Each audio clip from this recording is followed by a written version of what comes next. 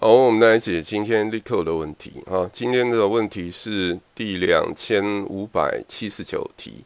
我们看它基本上就是去 count total number of color cells。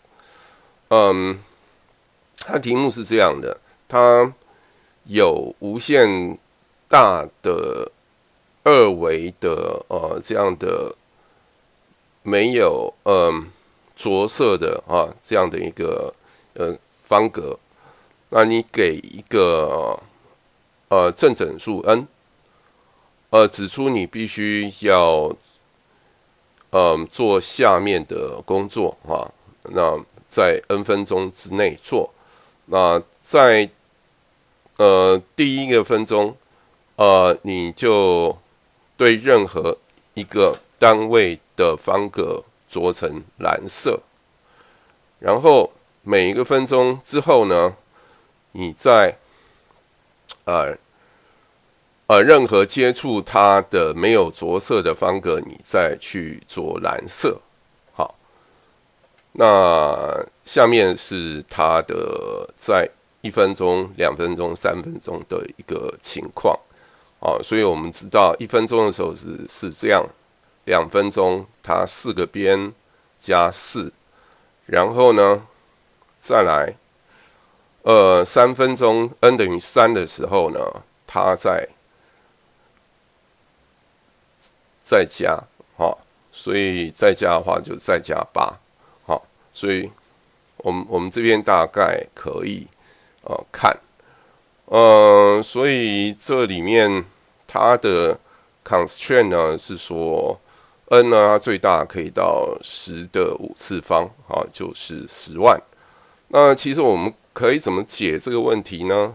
解这个问题其实相对来讲并不困难，实际上来讲就是将这个面积把它解出来。我们看一下大概怎么解。这个其实我们可以用不同的方式给它着色，上面橘色，中间是黄色，然后再是蓝色。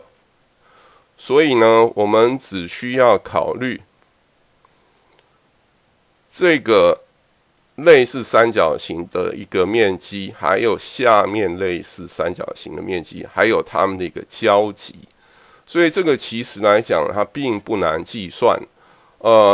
所以我们直接就可以用一行解把它解出来。所以这边就是2乘以 n， 再乘以 n 减1，然后再加1，这就是我们答案。那我们增加一个 case 好了，它最大是可以到10万，所以后面5个0。好，我们 run 一次。那这个都正确，那我们 submit。好，基本上0毫秒就完成了。那我们看其他程式语言的部分，像 C++ 的部分，我们也是这样做，我们也是让它 run 一次。好 ，submit。基本上都是0毫秒就可以完成。好，那就先到这里。